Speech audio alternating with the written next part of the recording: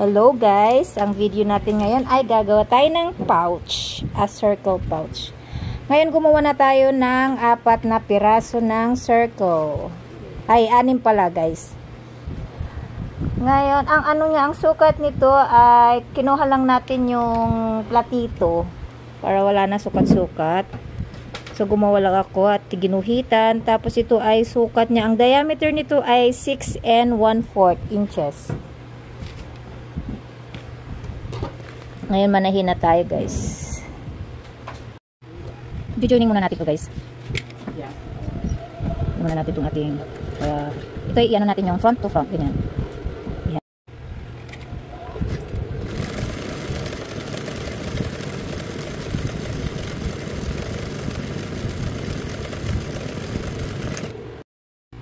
Na-join na natin yung dalawang pares. Yan, tinahina natin siya guys. Yan. So, natahi lang natin siya ng 1/4. Tabi na, set aside natin guys. Ngayon ito, kumuha tayo ng kasukat na, ang size ng zipper natin is size 5. Size 5, tsaka yung slider niya. Ngayon, magiging zipper kasi ito niyang, magiging zipper. So, sobra, cut na lang natin yung sobra.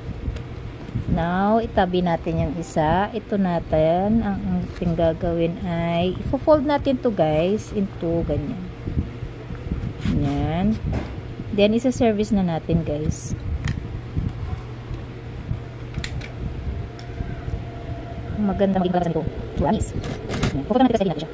Pwede siyang lagay ng pera, pwede yung kain na ano. Kasi lang siya ng konti. Yan. Maging kalasan ganyan. Tapos pati yung paglayin. Huwag din natin dito isa. Yung natin yung vertical design niya. So, kaya sa natin siya. Para, pagpupunin natin siya doon. So, magandang party niya. Magkasin natin sa dulo. Then, service natin. Ayan. Tapos, ngayon, kumuha tayo ng tela maliit. Sukatin natin is nasa 5 inches by 2 inches. Gawin lang natin guys, easy fold lang natin siyang ganito. Double fold lang siya guys. Double fold, then sew. Tayo natin siya ng skin kabila.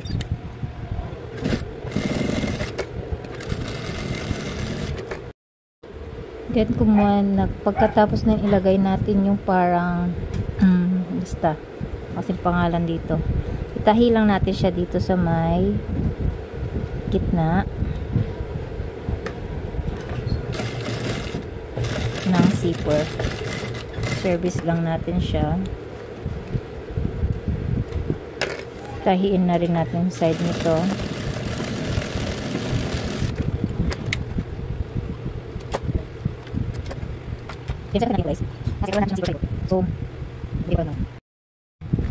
Yung isang pares is inalis ko muna guys. Ayan yung isa. Set aside natin pati ito. Ang ginawa ko, binagbag ko ulit dahil ang gagawin ko kasi is yung zipper to. Ang gagawin natin, i-cut natin itong, hindi siya gitna kasi. So mag-ano tayo, just tayo nito sa may taas.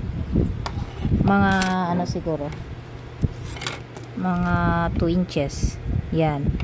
Dito.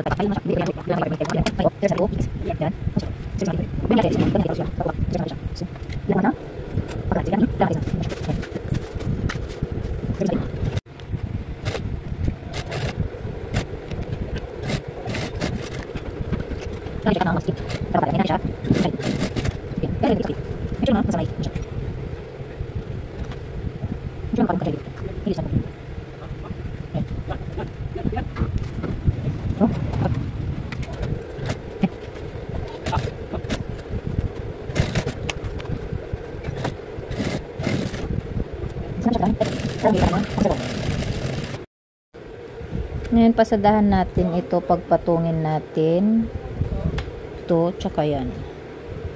Ano ba? Yan. Isi-service na lang ulit natin siya. Siguro dito. Pag-i-isip. Matapos ko kasi dito na eh. Yan.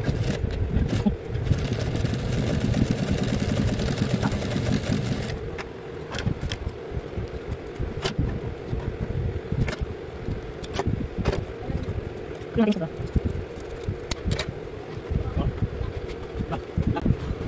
Ito kasi yung right side. So, pagpapatungin ulit natin ito, yan. Ang magiging likuran kasi nga is yan. So, kapag nandito, baka natin siya kahindi. Kasi baka natin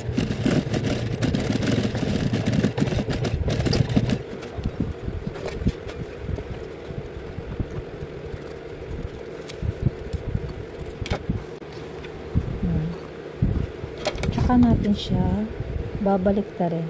Pero bago natin balik ta rin, ganyan. I-cut lang natin siya ng konti. Huwag lang lalagpas doon sa tahi. Huwag lang laging lalagpas. Lagyan lang natin siya ng cut. Para pabalik ta rin natin siya. Yun siya para pilit na rin tayo mag-flat. Pagkatin natin siya. Sabit tayo natin siya.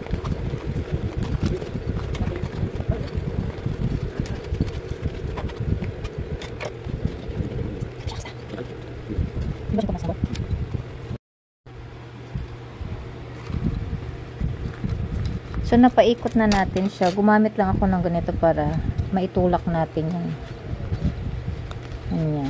Yan. Diyan tahiin na natin siya, guys.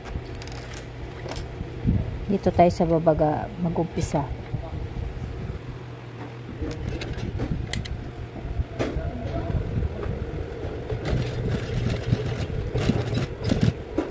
Service lang natin siya ng 1/4.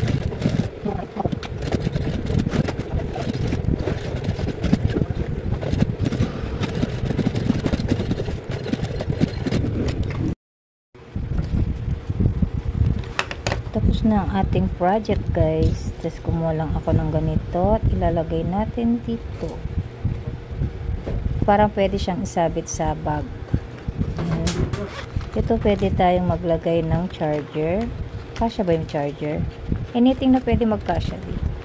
Hindi kasyang card. Sabi ko. Pero dito pwede natin siya lagyan ng pera. Yan. Pwede natin siya lagyan ng candies.